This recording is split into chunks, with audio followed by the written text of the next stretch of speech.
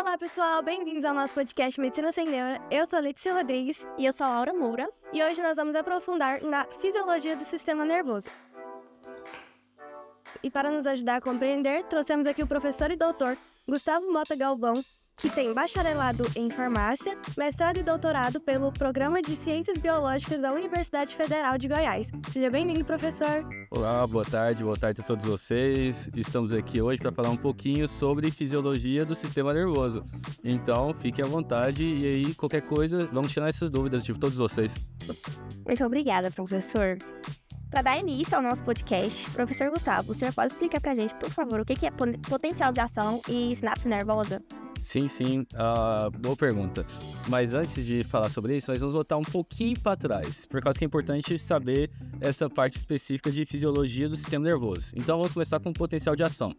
Potencial de ação, gente, também chamado potencial de membrana, é um potencial. Potencial tem a ver com coisas físicas, ou seja, carga elétrica, com as partes de grandezas físicas. Então, o nosso corpo, que é fisiológico, ele tem também coisas que vão trabalhando por causa da física. Isso acontece com todas as células, todas. Mas muito importante dizer que as principais dessas, as mais excitáveis, as células nervosas. Então, nós estamos falando agora de neurônios. Nesse sentido, potencial de ação é quando eu tenho um ponto de excitação daquela célula. E aí esse ponto de excitação, ou seja, ele vai ficar excitado para ter um impulso nervoso. Impulso nervoso, como eu disse, é eletricidade. E aí nesse sentido geral, nós temos uma célula, um neurônio, que ele vai receber uma carga, uma excitação inicial para sair de um limiar de excitação e começar a fazer ali uma quantidade grande de descargas elétricas que podem gerar ali uma sinapse. No caso, já aproveitando, pegando esse gancho específico, a sinapse ela acontece então entre neurônios. Então, quando eu falo sinapse, eu estou falando, olha, eu vou ter uma comunicação passando de uma parte elétrica para uma parte química, ou seja, comunicação elétrica e química entre dois neurônios específicos. Então, nós temos... Vou botar a palavra. Então, nós temos a parte específica de passar uma informação de um neurônio para outro.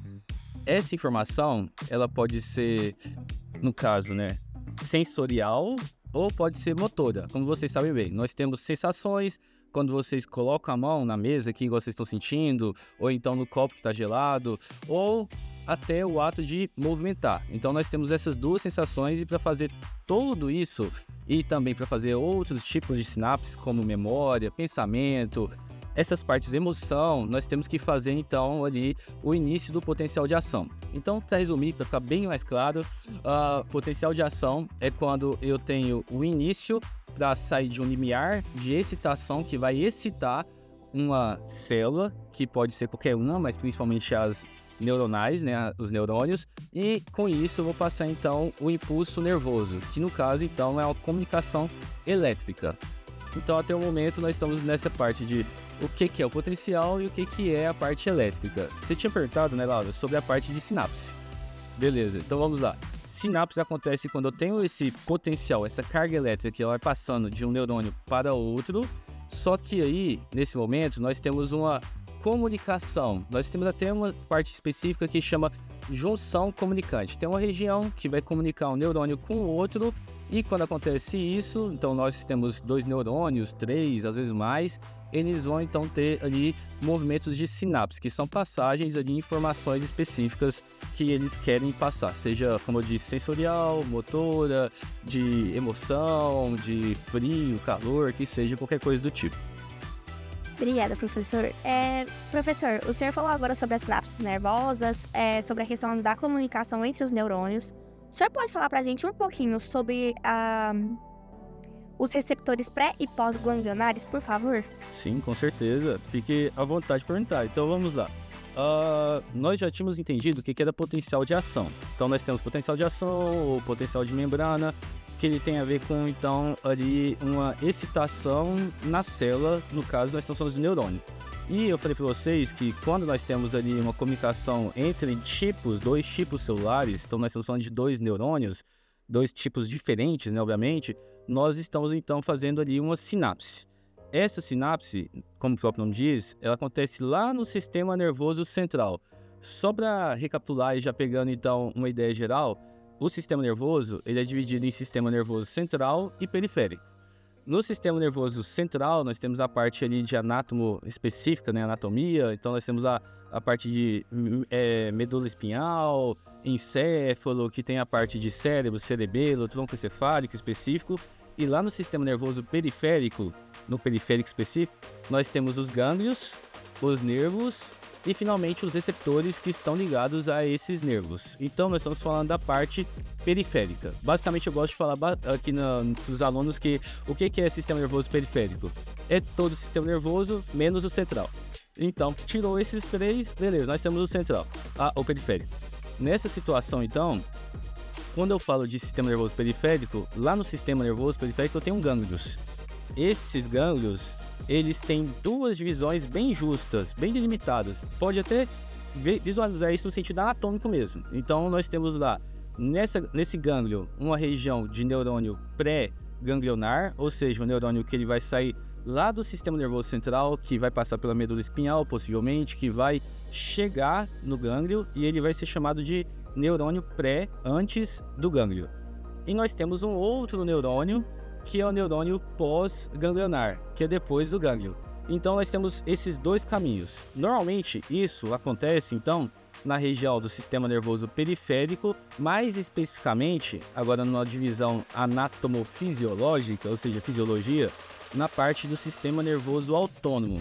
Então nós temos uma divisão de autonomia. O meu sistema nervoso, de vocês, os nossos, ele é uma parte que é somática, nós mandamos, então eu estou mexendo, eu estou sentindo, eu tenho consciência. E eu tenho uma parte que eu não tenho consciência, que é inconsciente e involuntário, que é autônomo. Nessa parte autônoma, então, nós temos uma parte motora, que é autônoma, e nessa parte específica motora autônoma, eu tenho uma parte que é dividida, então, em gânglios pré e pós-ganglionares. Nós vamos falar mais à frente, agorinha, né, só para não delongar essa explicação, de simpático e parasimpático. Mas então, nessa parte, então, nós temos neurônios pré e pós. Esses neurônios, eles ficam, então, entre uma junção de um gânglio. Então, para passar a informação que eu tinha dito anteriormente de sinapse específica, na verdade, não só, potencial de ação, então, passar um impulso nervoso, lá da região onde começou ele, então, uma possível sinapse, passando por toda essa região e passar para o neurônio pós-ganglionar, nós temos que parar e fazer uma comunicação entre esse gânglio, então entre esse neurônio pré e pós-ganglionar, que tem a ver agora com comunicações químicas para continuar o processo ali da fisiologia mesmo, e aí ter o movimento ou então ter a situação que nós desejamos.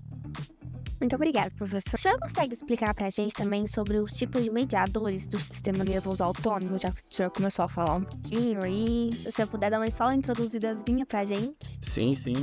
Então, continuando essa fala. Os mediadores, eles são divididos em espécies, né? Nós temos dois mediadores básicos ali. Nós temos os mediadores que, então, são mediadores químicos, são moléculas. Então, tudo nosso é feito de moléculas. Eu gosto de puxar muito para esse lado. Então, a fisiologia também tem muito a ver com química. Então, nós temos moléculas que são muito importantes e específicas. E é específico mesmo, gente. Nós temos o receptor específico daquele mediador químico. E, basicamente, nessa parte do sistema nervoso autônomo, nós temos dois. Nós temos a noradrenalina ou norepinefrina. Então, nós temos as duas, tem o mesmo sinônimo, né, norepinefrina, e nós temos a acetilcolina. Então, esses dois mediadores químicos, eles são muito importantes para essa parte da autonomia, ou seja, do sistema nervoso autônomo. E aí, nós temos até uma divisão bem justa nessa região, que é o simpático e o parasimpático. Nesse sentido, essas duas moléculas, esses dois neurotransmissores, eles têm ligação direta, cada um qual com a sua área, ou seja, com ou simpático ou parasimpático. E tem uma grande importância. Por quê?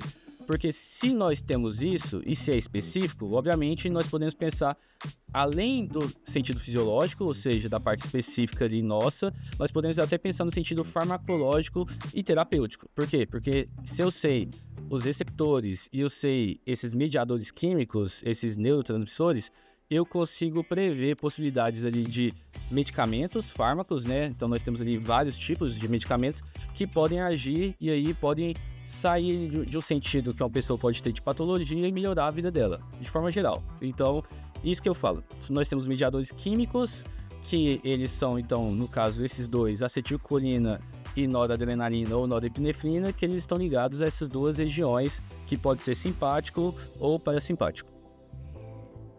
Quando o senhor fala sobre a acetilcolina e a norepinefrina, a gente tem uma diferença, não tem? Tipo, entre o pré e o pós-ganglionar no simpático e no parasimpático. Eu lembro que um tem a nicotina, eu acho que, se eu não me engano, e um deles, qual que é? Então vamos lá para as perguntas. Nós temos então duas divisões, realmente, bem justas na parte motora. Nessa parte nós temos o simpático e o parasimpático. Normalmente é muito mais fácil para assimilar, né, que nós temos o simpático, que é luta e fuga. Então, eu tô querendo fugir. Oh, meu Deus, a pergunta foi difícil, vou sair correndo. Então, nós temos a luta e a fuga. E nós temos o repouso e descanso. Que aí nós temos a parte do parasimpático. Então, para, Gustavo, para, Laura, para, Letícia. Vamos descansar. Eu nunca tinha visto essa piada. Então, nesse momento, nós temos o parasimpático que entra nessa parte aí de descanso e repouso. Então, nós vamos ficar quietinhos. E nesse sentido, por quê? Como é que funciona isso? Gente, sério, muito bom essa associação, porque eu não tinha visto ela ainda. E vai me ajudar muito para as minhas provas. Meu Deus. Enfim, eu vou pensar nela o dia todo, mas eu nunca mais querer. Eu não tinha pensado isso.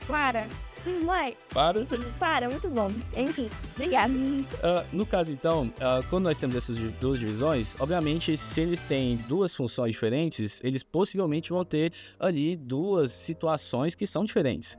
E aí, isso que faz essa diferença são esses mediadores químicos. Então, nós temos ali, para o simpático, obviamente, na parte que eu falei para vocês já de neurônios pré e pós-ganglionares, o específico, né, os neurotransmissores, os mediadores químicos específicos, e para o parasimpático nós temos os outros também. Então, vamos começar aqui com o parasimpático, que é mais fácil até por sinal. O parasimpático, ele tem o mediador químico tanto nos neurônios pré-ganglionares como também nos neurônios pós-ganglionares, acetilcolina.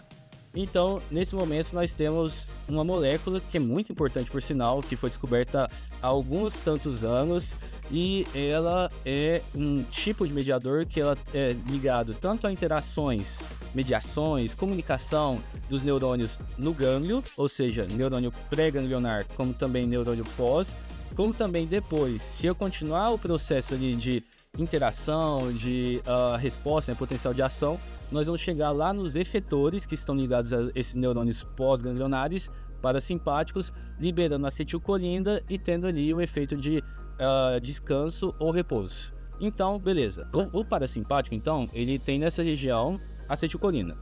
A acetilcolina, então, é liberado tanto no neurônio pré-ganglionar como no neurônio pós.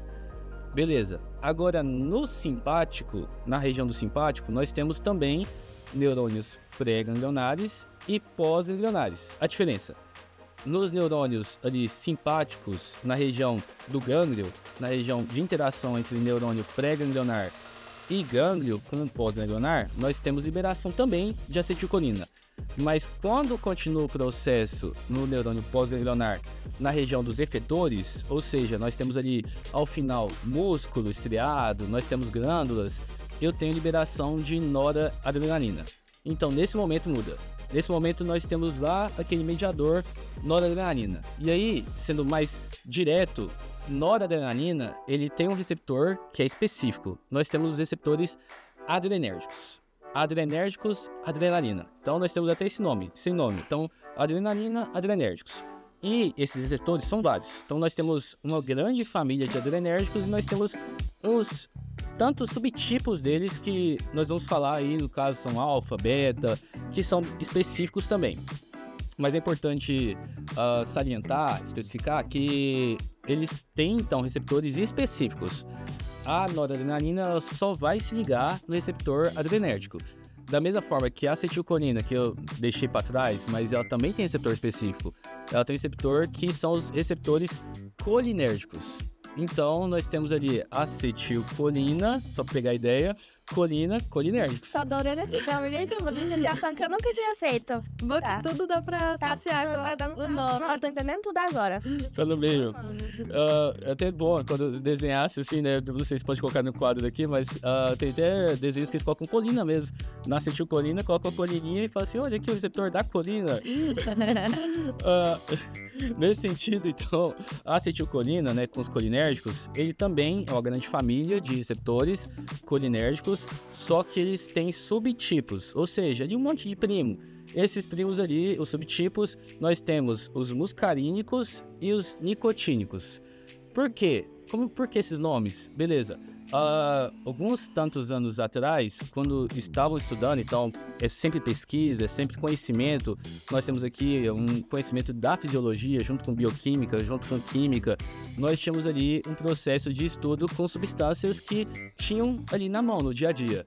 Essas substâncias, eles descobriram que tinham ligações com os receptores. E aí, no caso, eles perceberam que existia uma substância química que chamava nicotina, que é aquela que também tem em cigarros, situações assim, que ligava especificamente ao receptor colinérgico, que eles colocaram nicotínico.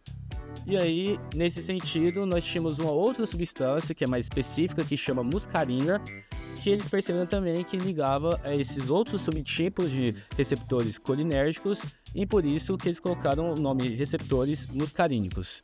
E aí nós não vamos talvez adentrar tanto aqui, mas aí nós temos tantos subtipos dos dois, nicotínicos e muscarínicos, da mesma forma que eu falei para vocês dos adrenérgicos. E a importância de vocês saberem disso é que esses receptores, eles estão ligados a diferentes áreas do nosso corpo. Então nós temos basicamente receptores nicotínicos, muscarínicos e adrenérgicos em toda a nossa região.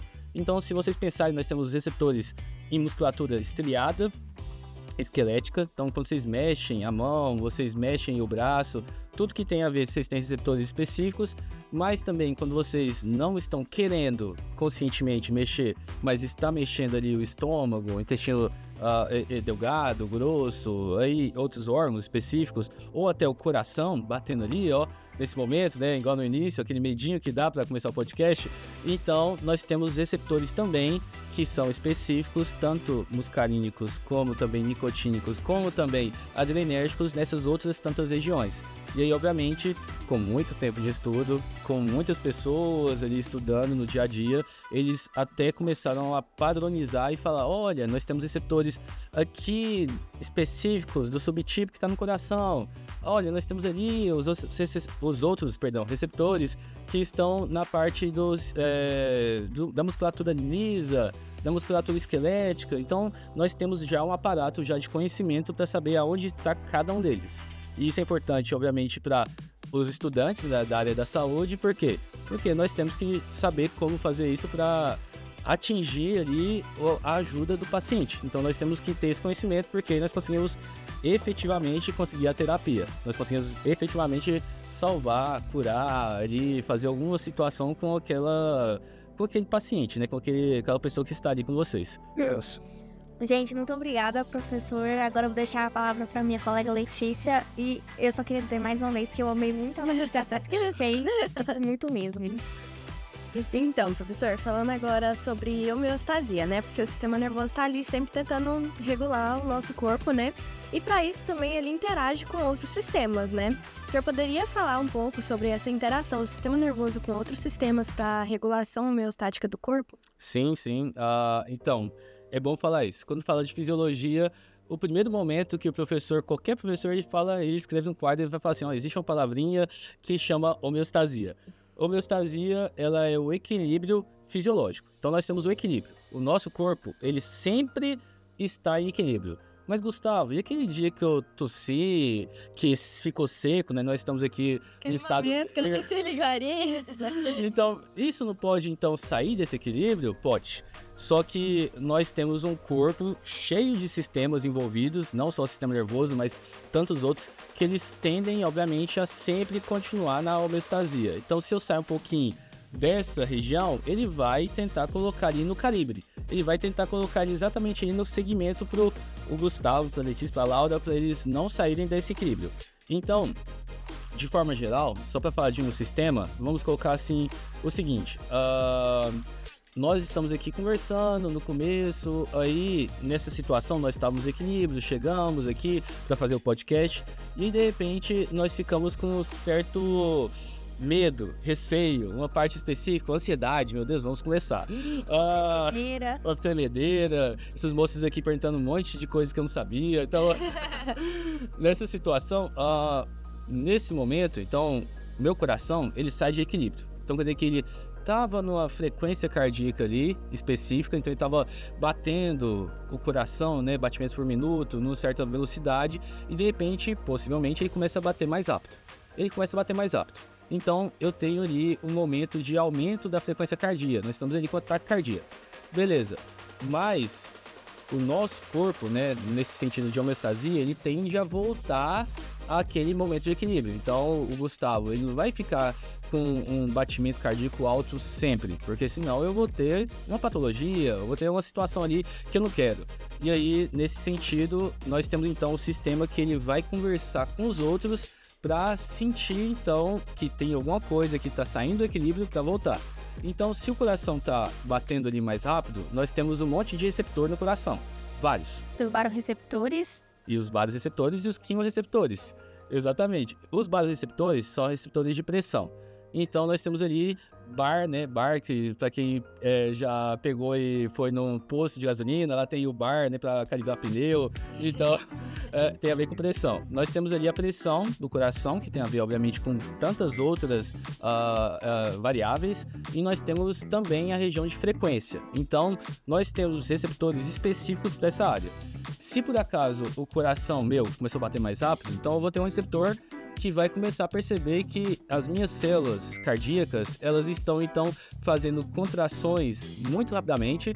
E só para recordar o que nós tínhamos falado, isso tem a ver com potencial, isso tem a ver com também potencial de ação. E aí, nesse momento, ele percebe que está tendo então muita descarga, está tendo muita aumento de frequência cardíaca, e ele vai avisar quem comanda. Quem comanda dos sistemas? O sistema nervoso. O sistema nervoso, ele vai então receber essa informação. Se é coração, só para pegar o passo a passo, nós vamos sair do coração com certos tipos de nervos que são aferentes, ou seja, de sensitivos, que eles vão passar a informação para primeiramente medula espinhal, para passar finalmente para o tronco encefálico, para chegar finalmente na região nossa de comando, que vai receber a informação e falar: olha, o Gustavo está batendo muito rápido de coração. E ele vai passar a informação então para o cérebro, que vai receber isso, vai juntar com memórias, que vai falar: nossa, o coração dele não era assim, ou então, nossa, ele era assim, que seja. E aí, essas memórias, no caso de situações anteriores, falando assim que não era, vai voltar.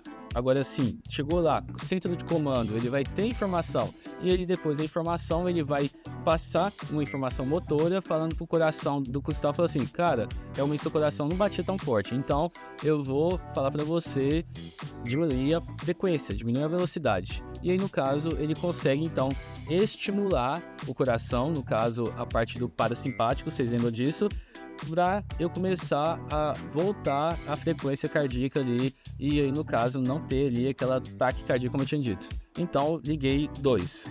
Nesse sentido, só para deixar bem claro, isso acontece com todos os outros sistemas. Por quê? Porque sempre o centro de comando vai ser ali o nosso sistema nervoso. Então, ele comanda tudo. Nós temos regiões específicas que vão receber informação ali no tronco encefálico, então a região do bulbo, que vai passar essa informação depois para regiões de córtex, regiões específicas que vão voltar, então, e vão, por acaso, fazer a ação ali do eferente, que no caso, nesse momento, vai ser o nosso coraçãozinho diminuindo a velocidade. E o ciclo circadiano também influencia bastante, né? O senhor pode explicar? Sim, sim. Vamos começar com o que é ciclo circadiano. Então, nós temos um ciclo, né, um giro, um tempo, que ele acontece por causa do nosso dia a dia. Então, nós temos um momento de dia, um momento de noite. Nós temos um momento, então, específico que nós temos que viver nesse ciclo que normalmente aqui no Brasil é de 12 e 12. Então, nós temos 12 horas de dia, 12 horas de noite, dependendo do estado, né, obviamente. Nós temos, então, uma situação que o nosso ciclo, ele é bem estável. Bem estável. Só que vocês imaginam o seguinte, vocês estão... Deixa eu falar comigo, né, no começo aqui, que vocês estão agora estagiando.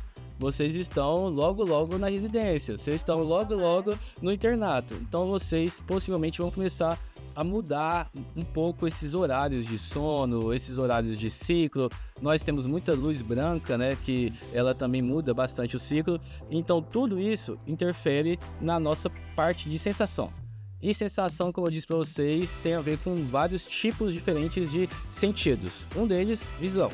Se eu tenho a visão e a visão toda vez está recebendo essa luz, e ela recebe a luz não só em 12 horas, mas agora em 22 horas, 24 horas que seja, no hospital, numa UBS, nós temos então já o nosso sistema sendo modificado. Ele não era assim, e ele agora está. E além disso, tem a parte de sono. O nosso sono, ele está de acordo com o ciclo. Se por acaso nós não temos também o sono ali, que é em média de 8 horas, 7h30, depende da pessoa. Então, eu mesmo durmo pouco. Então, e é normal, tá, gente? No caso. É homeostasia, lembra da homeostasia? O equilíbrio é para individual. Então, normalmente, em média, 8 horas. Só que tem pessoas que o equilíbrio dele é 5 horas, 6 horas... que é o meu caso, o equilíbrio de as pessoas são 10. Assim. Meu. Então, nesse sentido, nós temos um ciclo para cada pessoa, é individual. É bom destacar isso, é individual. E se por acaso nós mudamos, se você começa a dormir menos, se você começa a ficar com mais tempo ali de luz, você começa a interferir no ciclo circadiano e você começa a interferir na homeostasia. E aí, obviamente, com o tempo, você pode ter ali uma possibilidade de ter uma doença. Por quê? Por causa que se nós tentamos sair muito tempo, ou seja, nós estamos fazendo muitas coisas que saem do equilíbrio, logo o nosso sistema, os sistemas tentando forçar para voltar, fazendo um feedback, ou seja, uma retroalimentação, tentando sempre puxar para o equilíbrio, ele não vai conseguir, e aí depois disso, o que acontece? Nós temos ali uma possibilidade de ter uma doença, e isso nós não queremos. Então, o ciclo ele é muito bom para ter isso, ele é muito bom para interligar com a parte específica de ciclo claro e escuro, como também com saúde, com a parte de alimentação, com a parte de sono, tudo está interligado. Se nós, por acaso, começarmos a sair desse ciclo, que seja a mais ou a menos, ou seja, eu tenho mais tempo de noite ou mais tempo de dia, eu começo a ter, então, possibilidade de ter patologia. Só para dar um adendo aí, nós temos ali uma grande quantidade de pessoas que ficam muito tempo sem luz, como exemplo, nos países do norte, que ficam ali, às vezes, até 18 horas do dia, 19 horas, sem nenhum sol da vida, nada, então, e eles, obviamente, começam a ter uma predisposição a doenças como, exemplo, ansiedade, depressão. Da mesma forma que nós aqui, que somos um país que tem muito sol, nós não temos uma possibilidade assim específica, obviamente temos, né? Mas na estatística, comparando com eles, nós temos menos. Então isso muda bastante nesse sentido de ciclo com a homeostasia, com, obviamente, a parte fisiológica. E sobre o hipotálamo, professor, o senhor pode falar um pouco da importância dele na regulação do sistema nervoso autônomo? Sim. Vamos lá, então. Só para fazer aquela recordação. Nós temos, então, o nosso encéfalo. Do encéfalo, nós temos regiões específicas. Nós temos lá o tronco encefálico, já passei por ele. Então, nós temos ali regiões divididas, né, do tronco encefálico, 3. Nós temos o cerebelo, que é mais para movimentação. E nós temos, finalmente, o cérebro. Na região do cérebro, nós temos uma região superior, telencéfalo, e nós temos a região inferior, que chama de encéfalo. Então, região mais apical, região mais radial. Beleza, anatomia, bom, para entender isso. Lá naquela região, no meio, bem no meio, a mais protegida quase ali do nosso encéfalo e do nosso cérebro, nós temos partículas, né?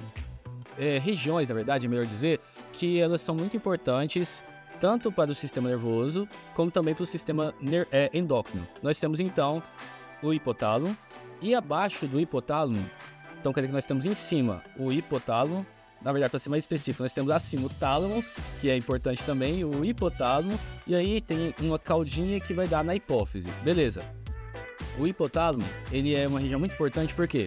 Por causa que ele está ligado ao sistema nervoso, porém, ele também é uma região que libera muitos hormônios que são responsáveis para nós termos toda ou a maior parte da homeostasia do nosso corpo. Então nós temos hormônios que são muito, muito específicos ali. E no caso, se por acaso o hipotálamo ele tiver alguma modificação, ou ele sair da linha, ou seja, ele sair da homeostasia, nós com certeza teremos tanto problemas em sistemas, como o sistema endócrino, e nós também teremos no sistema cardiovascular, sistema renal. Então o hipotálamo ele libera esses hormônios que são muito específicos. Esses hormônios eles vão comandar vários centros também. Então nós vamos dar um exemplo. O hipotálamo ele vai liberar o TRH. TRH é o hormônio tireoestimulante ali específico. Ele vai regular o TSH da hipófise, que é o hormônio específico também tireoestimulante.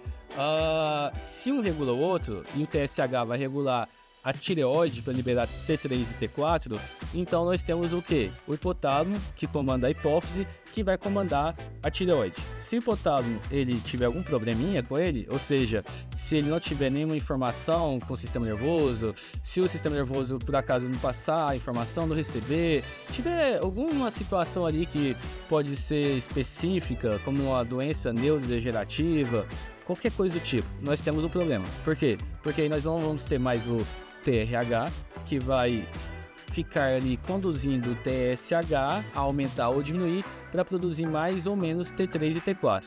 E aí, finalmente, se eu não tenho T3 e T4 numa proporção ideal, eu posso ter ali doenças como hipotiroidismo ou hipertiroidismo. Então quer dizer que eu posso ter gigantismo, que seja, nanismo, e isso só por causa do hipotálamo.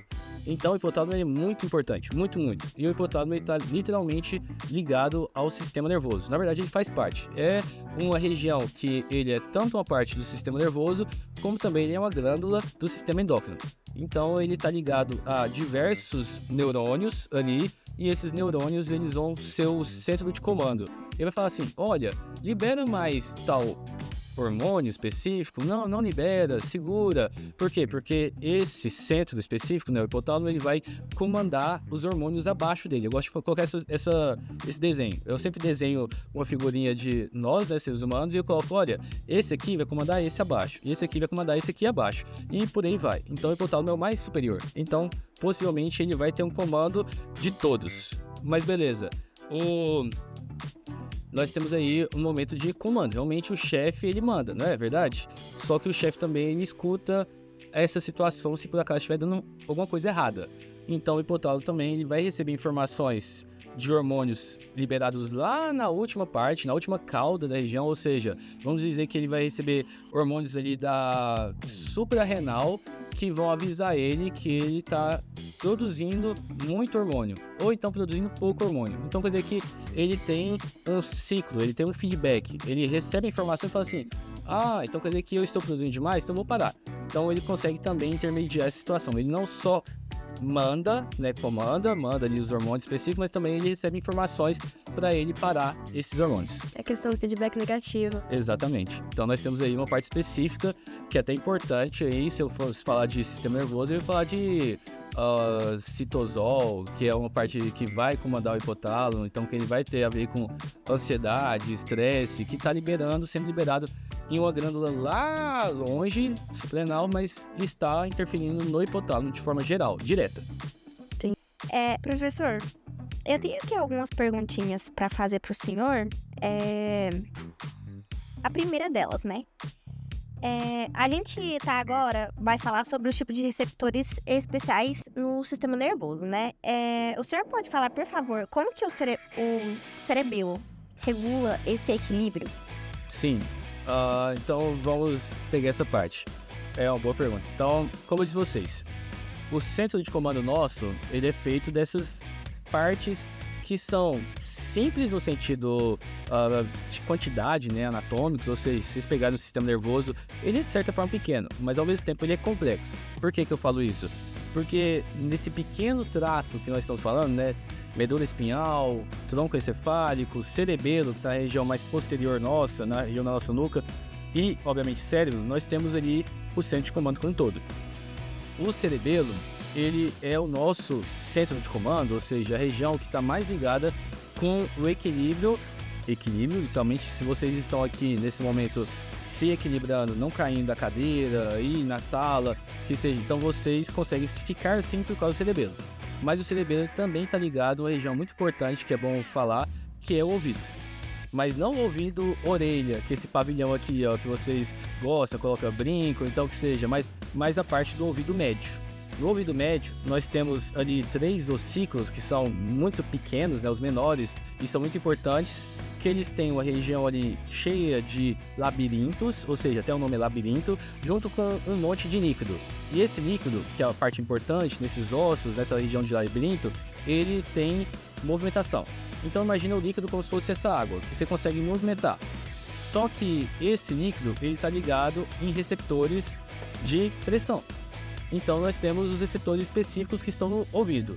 Se por acaso vocês, a pessoa, né, sim, né, vamos colocar ali, ela tem uma região de alguma machucado, algum tipo de doença, labirintite que seja, na região do ouvido, isso pode interferir no equilíbrio. Labirinto, aí tem labirintite, meu Deus. Tá bom, pode me ajudar. Se tem essa parte específica, então, se eu tenho alguma situação no ouvido, isso vai interferir no cerebelo. Por quê? Porque o ouvido, inicialmente, o ouvido médio, ele é a região onde vai receber essas informações, essas ondas. Então, essas vibrações que nós estamos sentindo.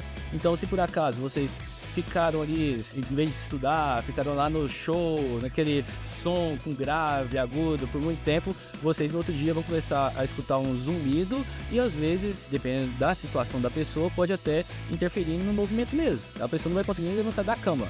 Por quê? Por causa que essa vibração, ela vai passar informação sensorial para o cerebelo. Então, mais uma vez, essa informação ela vai passar pela medula, tronco encefálico ali vai para a região do cerebelo. Então o cerebelo ele vai receber informação e ele, além de receber informação, ele tem neurônios que são específicos para a região de equilíbrio. Esses neurônios, eles vão falar, olha, o Gustavo, ele não está reto. O Gustavo, ele está indo para o lado direito. Ele está indo para o lado esquerdo. Ah, o Gustavo ele está no elevador. E o elevador está subindo. O elevador está descendo.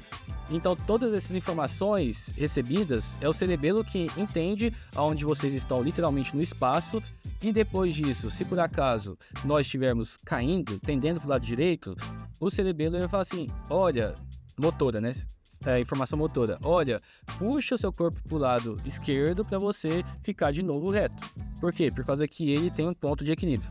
Ele é a nossa régua. Eu gosto de falar isso. Ele é a nossa régua. Quando vocês vão fazer alguma construção, não tem aquela régua que vocês vão medir de medição? Então, nosso cerebelo é exatamente isso. Ele serve para medir essa régua.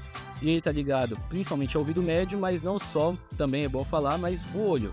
Então nós temos essas duas partes, o olho que tem a ver com a região de equilíbrio, mas principalmente o ouvido. Então isso tudo passando informações sensoriais levadas para o cerebelo, que vai obviamente organizar, vai entender e finalmente vai passar a informação ali motora para falar, olha, vocês estão caindo para a direita, vocês estão tendendo para a esquerda, ou então não, vocês estão normais e realmente continua assim. Então ele é uma região muito importante e como exemplo de importância, né, é bom colocar um conhecimento de vida, né, no sentido geral, para vocês saberem, os tipos de lutas, né, que tem lutas específicas, normalmente todos eles têm proibição de bater na região da nuca. Por quê? Porque se por acaso der um murro, um chute que seja na nuca, a pessoa vai cair. E isso aí vai ser, obviamente, jogo sujo. Por quê? Por causa que é uma situação que não vai continuar ali a luta no sentido de esporte. Então, qualquer situação, seja um UFC, seja boxe, é proibido bater na nuca. Porque se bater na nuca, possivelmente a pessoa ela vai perder o equilíbrio e ela vai cair. Então, nós temos essa parte específica que é importante falar, porque o cerebelo ele tem total autonomia, ou seja, ele é autônomo, então ele tem total autonomia sobre o equilíbrio. E aí, no caso, se a pessoa tiver uma patologia, que pode ser várias, como disse, né, labirintite ou outras, vertigem, ela possivelmente tem uma situação que está sendo interferida ou no ouvido, mas talvez no cerebelo. Então tem que calcular se é neurológico ou talvez, no sentido geral, aqui nessa região do órgão, para saber se pode atuar de uma forma ou não. Porque saiu da homeostasia, saiu do equilíbrio. Eu achei muito interessante quando você falou a questão do ouvido, que eu demorei a fazer a associação, mas eu fiz a associação da labirintite, porque pra mim que era tipo visual. Mas aí você falou que ela é do ouvido, né? Eu não sabia disso. É isso aí, gente, eu vim me aprendendo. É aquela famosa ideia da montanha-russa. Na verdade, aquelas montanhas de parque de diversão, que quando você gira, né? Normalmente eu, pelo menos, sou assim. Eu tenho uma certa tendência de quando eu coloco, fico nessas montanhas, nesses giros, eu logo tenho essa situação do meu labirinto começar a mexer com esse líquido, eu perco o norte e possivelmente, se eu não fico no chão ali esperando para voltar, eu vou vomitar. Então quer dizer que o vômito é uma situação ali de um reforço, é uma resposta a essa situação que você está perdendo o equilíbrio. Então quer dizer que é um tipo de resposta para você conseguir então voltar novamente ao equilíbrio. Só pra você ver. Geralmente eu nem vou nesses brinquedos aí, porque eu nem sei, né? Eu nem cabo primeiro pra começar. Vamos pra nossa última perguntinha. O senhor pode falar um pouquinho sobre o caminho estimulativo da visão? O senhor começou um pouquinho, aí o senhor pode só dar uma terminadinha pra nós? Sim. Então, nessa pergunta, é grande por sinal, vamos lá. A visão, ela tem a ver com vários fatores. Então, nós temos inicialmente o fator ali de receber a imagem. Então, quer dizer, o que isso acontece? Nós temos luz. A luz, igual vocês estão vendo aqui, ela é um fator ali que, neste momento, é um fator físico. Então, luz físico. Quando nós temos o olho, ele é como se fosse uma câmera, igual está sendo filmado aqui.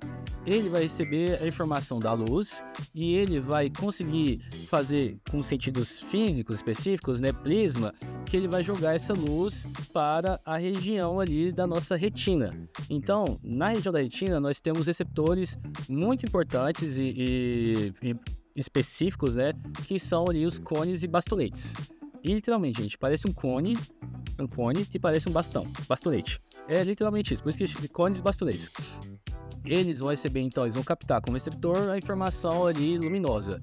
Eles vão, depois de receber essa informação luminosa, se tiver um grau de excitação, fazer um potencial de ação, que é o quê? Aquele impulso nervoso inicial. Então, quer dizer que ele pega isso, essa informação, converte em informação elétrica, e aí ele passa nas fibras sensoriais, obviamente da região do olho, para a região do nosso sistema nervoso central. Então, quer dizer que como é que ele faz isso? Ele primeiro recebe informação, tem uma região aqui no meio que chama miasma, que ele vai receber, vai passar informação para as regiões específicas, porque lembre, gente, se eu recebo a informação do olho direito, a informação está sendo repassada para a região do nosso hemisfério esquerdo. E se eu recebo a informação do olho esquerdo, ela está indo para o hemisfério direito. Então, ele troca a informação impulso, faz o miasma, passa para a região específica do tronco. Isso chega na região específica exatamente do cérebro, que vai chegar no córtex visual. O córtex visual, ele vai receber informações, ele vai então distribuir e falar assim, nossa, a sua blusa é verde, a cor do seu cabelo é preta. Então ele vai receber todas as informações de tanto cores como também de profundidade, e ele vai reverter essa informação agora para a sua memória. E isso, obviamente, você vai receber informação então específica, recebendo então a imagem, e aí essa imagem então vai ser repassada. E se no caso for uma imagem ali que seja necessária, sei lá, vamos voltar lá atrás, luta e fuga. Então beleza, nós vimos um leão, uma onça aqui, né, no Brasil. Então você, com essa imagem, você vai conseguir então entender, juntar com a memória e vai falar assim, nossa, agora é o momento do simpático funcionar e eu tenho que correr, porque senão eu vou morrer. Luta fuga. Então, nesse sentido, a visão ela tem esse caminho específico. E aí, não no sentido físico, gente, vamos pegar a fisiologia, mas é bom falar para vocês que as imagens, elas são transmitidas para o nosso córtex de forma invertida. Então, tudo que vocês estão vendo, na verdade, ele está ao contrário no nosso cérebro. É por isso que tem aquela teoria, tipo, do celular, né? Que a gente, na verdade, não vê aquilo que tá no espelho, geralmente. Eu não sei se é verdade, é só uma perguntinha. povo fala que a gente não vê o que a gente tá no espelho, né? Na verdade, a gente vê invertido. Ou isso não é verdade, tipo, é balela do povo mesmo. É bem isso, tipo assim, o espelho, ele tem essa onda, né? Ele faz essa polaridade, essa divisão. Só que além de você estar vendo no espelho, você invertir, então minha mão sou eu, a outra mão do espelho. Mas além disso, a mão está para baixo. Então, no nosso cérebro, ela tá assim, na verdade. Então, o nosso cérebro, ele capta essas informações de forma invertida, mas rapidamente ele entende que ela deveria estar reta e ele repassa essa informação, voltando pro tamanho, pro delineamento normal, falando da cor, falando do jeito e falando que ninguém tá de cabeça para baixo. Nunca tinha visto, gente, que interessante. No meio, é isso que eu falo. No geral, obviamente, nós temos uma parte elétrica, que é muito importante. Então, quando eu recebo a informação dos receptores, tem ali a transdução, nós temos ali a passagem do impulso nervoso, a recepção pelas nossas células neurais ali do sistema específico do cérebro, do córtex. E depois, se for necessário, essas informações sensoriais, elas são passadas para as nossas fibras motoras, ou seja, para os nossos nervos motores, que são para os nossos nervos motores, que são ali específicos, né, diferentes, que vão passar a informação que vai continuar o processo. Então é isso. Então, tipo assim, uma patologia, por exemplo, seria desse sistema que o senhor acabou de falar, seria então o daltonismo, que eu, tipo, eu tô vendo um trem logo de uma cor, mas não é essa cor, seria isso? Sim, trem, adoro Goiás. Certinho. Sim. Não. Eu gosto mesmo, é o nosso meio mineiro. Mas a parte específica é exatamente isso. Quando eu tenho uma patologia, daltonismo, então quer dizer que quando o Dalton, né, ele foi estudar isso, ele percebeu que tinha uma recepção de informações que não era totalmente passada para o sistema nervoso. Porque o sistema nervoso está ok, normal, no daltonismo. O problema é o receptor. O receptor que ele não capta muito bem ali a cor. E aí, obviamente, consegue receber as informações em forma de frequência, né? Frequência, porque luz é frequência. Só que ele não consegue dividir, ele não consegue falar assim, nossa, essa frequência aqui é uma cor específica, verde, ou então não, essa aqui é vermelha. Por quê? Por causa que nós temos alguma situação que está envolvendo aquele receptor, e aí quando você vê ali essa cor, você não consegue diferenciar, e aí tudo fica no mesmo tom. E é até bom falar isso porque quando nós fazemos a parte de docência, para eu que gosto de ensinar aula, é uma coisa que aprende rápido. Fala assim, olha, coisas que você não pode colocar em slide, porque às vezes você tem algum aluno que é daltônico. Isso já aconteceu comigo, então o aluno é daltônico. E aí, se eu colocar as cores, não vai sair, não vai ter essa situação e ele não vai conseguir diferenciar ali a cor que seja do logo aqui da faculdade. Infelizmente, agora o nosso podcast está chegando ao fim. Tenho certeza que a gente aprendeu bem mais, né, sobre a fisiologia do sistema nervoso. Quero agradecer ao professor por ter nos colaborado com o seu conhecimento. E como forma de agradecimento, a gente queria entregar uma lembrancinha pro senhor. Muito obrigado. Eu que agradeço, obrigado, fico muito feliz. Só lembrando do sistema nervoso, vou liberar um outro mediador, serotonina aqui, comendo isso. E eu agradeço mais vocês duas, Letícia e Laura, no meio específico, porque eu gostei demais. É sempre bom ajudar e passar essa informação. E no mais, lembrem que o sistema nervoso é muito importante. Eu gosto de falar isso, ele é o que comanda, então é um dos principais. E no mais, eu fico muito feliz por ter ajudado, de forma geral, vocês também. E estamos sempre aí, como necessário, se vocês quiserem, estou aqui de novo. Muito obrigada, professor. Gente, muito obrigada por estarem assistindo. Eu, pelo menos, saí daqui, tipo assim, muito inteligente, muito mais que eu entrei, né? Modéstia à parte. Muito obrigada também à nossa equipe de marketing que está aqui acompanhando a gente, né, em todo esse processo, desde o primeiro podcast, agora já no terceiro podcast. Então é isso, gente. Muito obrigada. Um beijo. Obrigada à nossa coordenadora também, a Bia, que tá aqui. Então é isso, gente. Beijo e muito obrigada por assistir a gente.